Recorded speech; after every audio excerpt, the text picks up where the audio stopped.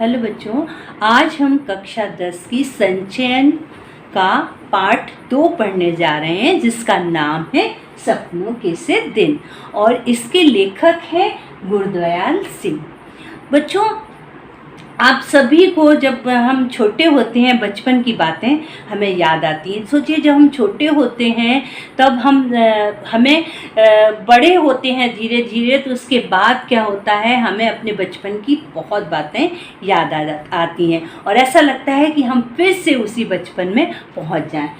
इस पाठ में लेखक गुरदयाल सिंह ने सपनों के से दिन में अपने बचपन की बातों को याद किया है। तो लेखक यही बता रहे हैं कि जब वो छोटे थे तब स्कूल में पढ़ने जाते थे, तब उन्हें स्कूल में पढ़ने जाना बिल्कुल अच्छा नहीं लगता था और उससे अच्छा उन्हें अपने दोस्तों के साथ खेलना लगता था।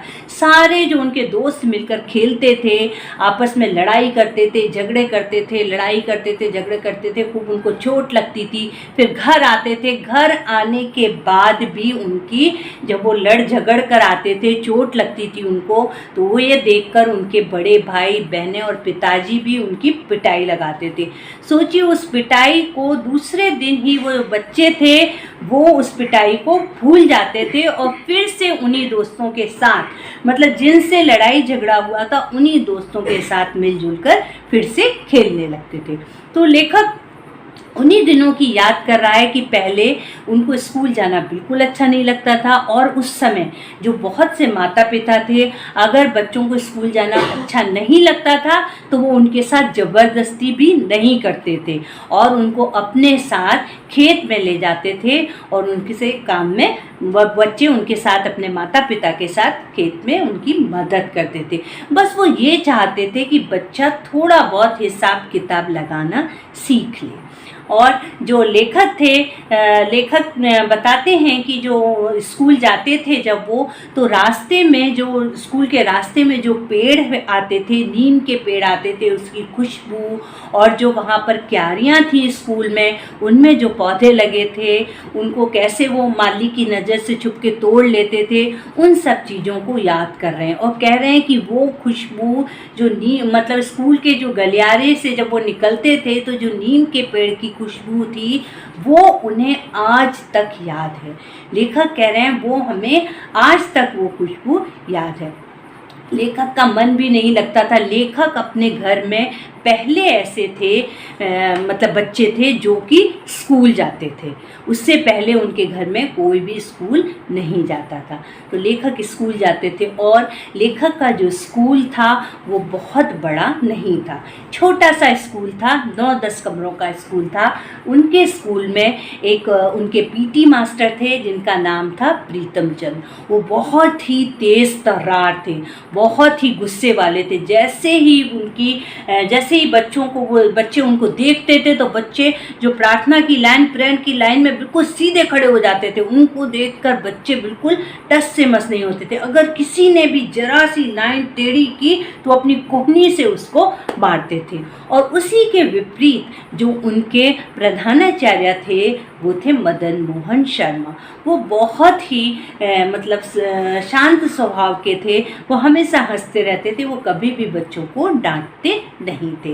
अब स्कूल में जब लेखक कहते हैं कि जब वो नई कक्षा में पहुंचते थे तो नई कक्षा में पहुंचने का उन्हें खुशी नहीं होती थी, उत्साह नहीं होता था, बल्कि उनको डर लगता था कि आगे हम बड़ी कक्षा में पहुंच जाएंगे तो टीचर लोग और हमें डांटेंगे और हमें, मतलब हमारी डांट लगाएंगे।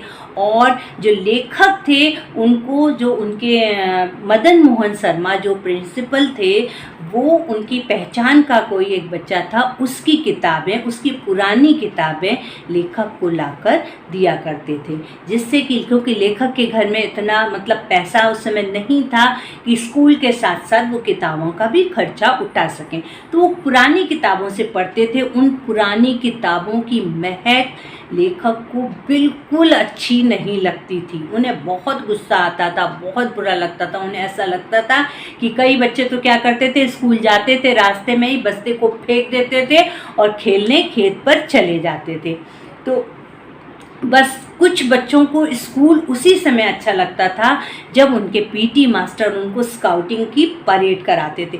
बच्चों को बहुत अच्छा लगता था खाकी वर्दी पहनकर, हाथ में हरी पीली झंडियाँ लेकर जब वो लेफ़्ट राइट करते थे, और तब उनको बहुत ऐसा लगता था उनको जैसे कि वो अपने आप को किसी फौजी से कम नहीं समझते थे। और उस समय जब पीटी मास्टर उनको शाबाश कहते थे, तब उन्हें ऐसा लगता था बच्चों को जैसे पता नहीं कौन सा उनको तमगा या मेडल मिल गया हो। मतलब वो शाबाश कहना पीटी मास्टर का उनको इतना अच्छा एक मेडल के समान लगता था। उसके अलावा बच्चों को स्कूल में कुछ भी अच्छा नहीं लगता था। जो पीटी मास्टर थे उनसे बच्चे बहुत डरते थे, यहाँ तक कि मतलब डरना तो ठीक है, डरने के अलावा उनसे नफरत करते थे। पीटी मास्टर किसी भी बच्चे को पसंद नहीं थे। अब चौथी कक्षा के बाद जो पीटी मास्टर थे वो बच्चों को फारसी पढ़ाया करते थे। जब लेखक पहुँचे चौथी कक्षा में तो उनका एक क्लास फारसी का था जो पीटी मास्टर पढ़ाया करते थे। एक बार उन्होंने बच्चों को रूप याद करने के लिए दिए। अब बच्चों से दूसरे दिन उन्होंने पूछना शुरू किया। अब किसी भी बच्चे को रूप याद नहीं हुए, और कुछ को याद भी थे तो पीटी मास्टर का चेहरा देखकर उनको वो याद हुए रूप भी वो भूल गए। और जैसे जैसे बच्चों को उन्होंने खड़ा किया और बच्चों ने उन्हें रूप नहीं सुनाए तो उन्होंने मुर्गा बनाना शुरू कर दिया। जब जैसे लेखक की बारी आने वाली थी उसी समय वहाँ से जो उनके प्रधानाचार्य जी मदन मोहन शर्मा जी निकले।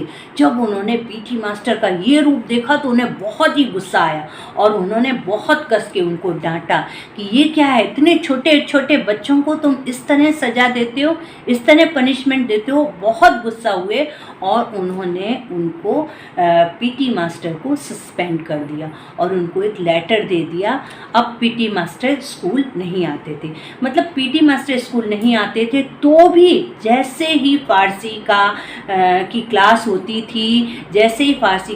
होती थी, बच्चे डर के मारे कांपने लगते थे, जब तक कि कोई दूसरे सर या मदन मोहन शर्मा सर उनकी क्लास में ना आ जाएं। और जो पीटी मास्टर थे प्रीतम चंद, उन्होंने अपनी तरफ से किसी भी अफसर के पास नहीं गए और उन्होंने किसी से भी मतलब जो उनको बोलना था कि नहीं, मतलब अपनी गलती उन्होंने नहीं स्वीकारी, वो स्कूल नहीं आए। मतलब उन्होंने लेटर ले लिया जो उनको सस्पेंड कर दिया था, उसके बाद उन्होंने स्कूल जाना बंद कर दिया। अपनी तरफ से उन्होंने ये नहीं कहा कि भाई हमारी गलती हो गई है, अब हम ऐसा नहीं करेंगे। उन्होंने ये बिल्कुल नहीं किया और वो उन्होंने स्कूल आना बंद कर दिया। अब क्या हुआ कि एक दिन बच्चे जब बाहर जा रहे थे तो देखते हैं कि जो पीटी मास्टर का घर, बच्चों को घर पीटी मास्टर का पता था क्योंकि कभी कभी पीटी मास्टर के घर से उन बच्चों से कुछ चीज़ मंगाते थे तो सभी बच्चों को उनका घर पता था। तो क्या देखते हैं कि वो अपने घर के ऊपर उनके घर में एक पिंजरे में 2 तोते पाले हुए हैं। उन तोतों से वो बहुत अच्छी तरह मुस्कुरा कर मीठी मीठी बातें कर रहे हैं। बच्चों को बड़ा आश्चर्य होता कि जो सर जिनके चेहरे पे कभी भी मुस्कुराहट नहीं होती थी, वो सर इन तोतों के साथ कैसे हंस के बातें कर रहे हैं। बच्चों को मतलब इस बात पर बिल्कुल मतलब विश्वास ही नहीं हो रहा है कि जो सर कभी भी मतलब अच्छे से हंसकर हमसे बात नहीं करते थे, वो इन तोतों के साथ कैसे हंसकर बात कर सकते हैं। बच्चों, इस पाठ में यही बताया गया है कि जो पहले क्या होता था, बच्चों को स्कूल में जो शिक्षक होते थे वो मार पीट कर उनको पढ़ाते थे। तो कहीं ना कहीं ये मतलब आज के ज़माने में ये थोड़ा मतलब गलत है, क्योंकि हम बच्चों को अगर मार पीट कर पढ़ाएंगे तो क्या होता है कि बच्चों का मन नहीं लगता है और उनके मन में एक डर बढ़ जाता है, फिर उनका स्कूल आने का भी मन नहीं करेगा, स्कूल आने का मन नहीं करेगा और धीरे धीरे धीरे धीरे उनका पढ़ाई से मन हटने लगेगा। तो आज हमारी जो शिक्षा नीति है उसमें बहुत बदलाव आ गया है। आज हम बच्चों को मार के नहीं, उसको समझाया जाता है। कहते हैं ना, किसी भी तरह से बच्चों को हम मारते नहीं हैं, उनको अच्छी तरह समझाते हैं और उनको इस तरह से समझाया जाता है कि जिससे उनका मन पढ़ाई में लगे। इस तरह की एक्टिविटी भी कराई जाती हैं, खेल भी कराए जाते हैं। ऐसा ज़रूरी नहीं है कि सिर्फ बच्चों के लिए पढ़ाई ज़रूरी है, पढ़ाई के साथ साथ बच्चों को खेल कूद भी पूरी तरह से मतलब उसमें भी हिस्सा लेना चाहिए। पढ़ाई के साथ जब खेल कूद भी होता है तो बच्चों का मन देखिए आप पढ़ने में भी लगेगा और खेल कूद में भी लगेगा। तो आज हमारी शिक्षा नीति में बहुत से परिवर्तन आ गए हैं। आज पढ़ाई के साथ साथ खेल कूद को भी महत्व दिया जाता है। ये नहीं कि बस सिर्फ पढ़ना ही है। और बच्चों को मतलब किसी भी प्रकार का बच्चों के ऊपर प्रेशर नहीं दिया जाता, बच्चों को समझाया जाता है अच्छी तरह। क्योंकि क्या होता है, कभी कभी बात हम जो बच्चों को डांट कर समझाते हैं उसकी बजाय अगर हम उनको प्यार से समझाएं तो उन्हें बहुत अच्छी तरह समझ में आ जाती है। तो बच्चों, आज हमने लेसन पढ़ा सपनों के से दिन। अब अगले वीडियो में हम नया चैप्टर पढ़ेंगे। तब तक के लिए बाय।